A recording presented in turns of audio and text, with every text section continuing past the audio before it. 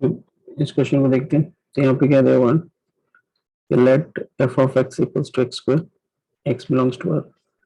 तो यहाँ पे जो f of x equals to x square दिया हुआ है, तो ये बेसिकली एक्स का इनपुट है और अंडर एफ ये आउटपुट है, ठीक है ना, फंक्शन का आउटपुट है। तो ये सब तो इतना हम लोग जानते हैं।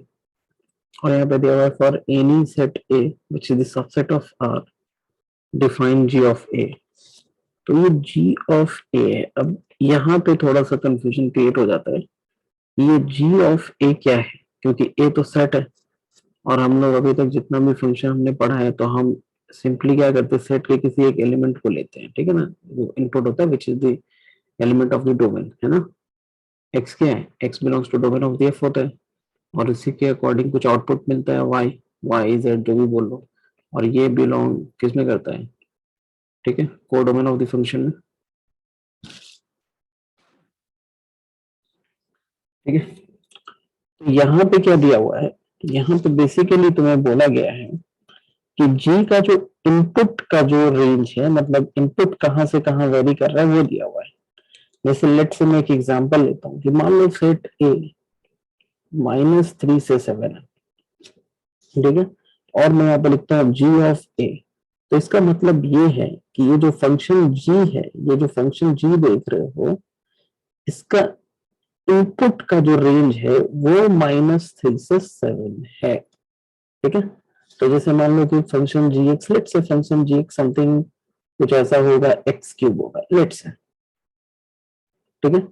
और अगर मैंने लिख दिया जी ऑफ ए, तो इसके आउटपुट का रेंज किधर से कहां से कहां जाएगा, क्योंकि अगर इसका इनपुट -3 से 7 है, मतलब जी का इनपुट क्या है, एक्स है। तो अगर एक्स तुम्हारा -3 से 7 है, तो आउटपुट का रेंज कहां से जाएगा, तो एक्स क्यूब क्या हो जाएगा, -27 से 7 का क्यूब। तो बेसिकली ये जो एक्स क्यूब है, एक्स क्यूब है, यही तुम्हारा क्या हो जाएगा, एक्स क्यूब का जो रेंज होगा यही तुम्हारा जी ऑफ ए हो जाएगा। तो जी ऑफ ए तुम्हारा क्या हो जाएगा, -27 से 7 का क्यूब, ठीक है। आई बात समझ में। तो यही लिखा हुआ है। तो यहाँ पे सीधे इनपुट में सेट ए लिखने का मतलब ये हुआ कि तुम्हें रेंज ऑफ द इनपुट दिया हुआ है कि जी फंक्शन जी का इनपुट का रेंज कहां से कहां गया हुआ है, और जो जी ऑफ ए आएगा तो वो बताएगा कि ड्यू टू ए फंक्शन जी का वैल्यू कहां से कहां जाएगा, मतलब आउटपुट का रेंज क्या होगा, ठीक है, जो यहाँ पे मैंने बताया तुम्हें, ठीक है। तो ये समझ में आ गया, इसको हम हटा देते हैं। तो यहाँ पे जी ऑफ ए डिफाइंड है, जी ऑफ ए ऑलरेडी दिया हुआ है यहाँ पे, G of A equal to X है, सच दैट एक्स निकालने के लिए जो यहाँ पे एक कंडीशन है, प्रॉपर्टी जो दिया हुआ है इन सेट बिल्डर फॉर्म, वो दिया हुआ है कि f x belongs to set A होगा। और यहाँ पे सेट एस है जो कि 0 से 4 दिया हुआ है। तो छोटा सबसे पहले हम लोग एफ ऑफ जी एस निकालते हैं। तो एफ ऑफ जी एस निकालने से पहले हम लोग जी ऑफ एस निकाल लेते हैं। तो जी ऑफ एस क्या होगा, जी ऑफ एस सेट एस।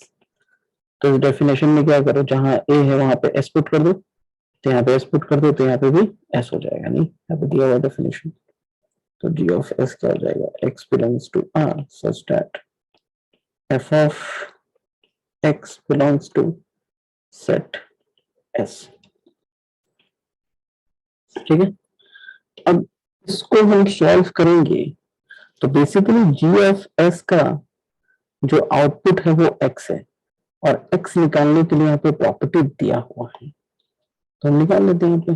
तो एफ एक्स क्या है तुम्हारा, एक्स स्क्वायर है, तो x square belongs to set S 0 से 4, तो यहाँ से एक्स क्या हो जाएगा, -2 से 2। तो मतलब जी ऑफ ए का जो रेंज होगा वो -2 से 2 हो जाएगा, ठीक है। यही तुम्हारा जी ऑफ एस हो गया, सॉरी जी ऑफ एस, ठीक है ना।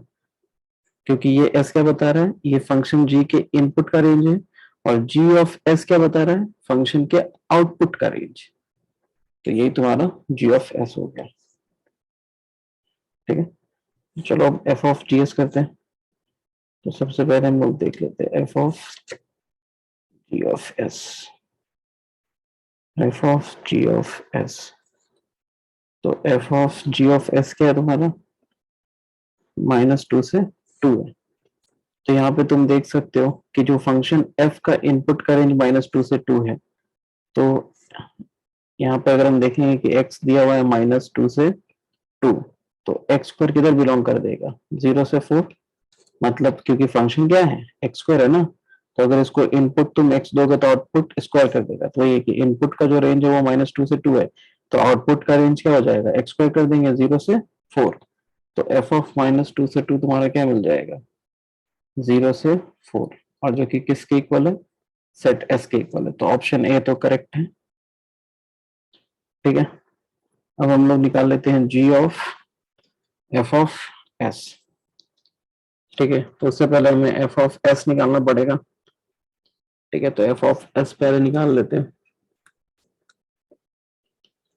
f ऑफ s, तो यहाँ पे हम देख रहे हैं s से दिया हुआ 0 से 4, मतलब x जो है वो फंक्शन f का जो इनपुट है वो 0 से 4 है। सेट s दिया हुआ है ना यहाँ पे 0 से 4।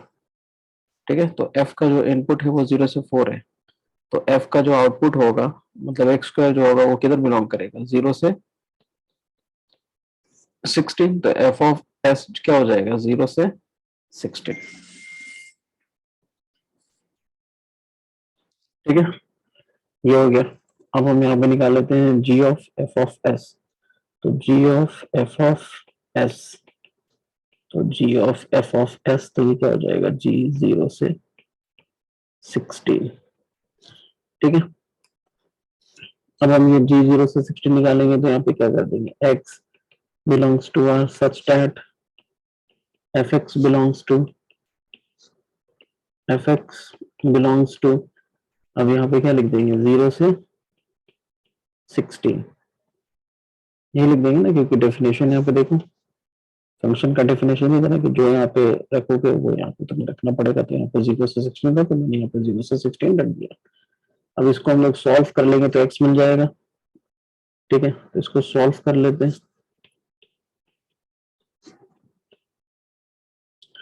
तो इसको सॉल्व करेंगे, एफ एक्स क्या है, एक्स स्क्वायर है, तो एक्स स्क्वायर बिलोंग्स टू 0 से 16 है, तो x किधर बिलोंग कर जाएगा, -4 से 4। ठीक है, तो g of f of s क्या मिल जाएगा तुम्हें, -4 से 4, ये मिल जाएगा ना।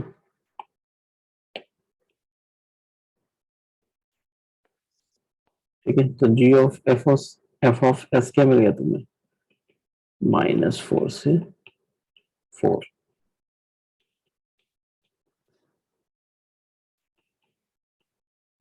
ठीक है, तो यहाँ पे साफ साफ दिख रहा है कि g of f of s जो है वो does not equals to g of s है, क्योंकि g ऑफ s जो है वो -2 से 2 है, तो ये does not equals to g of s है।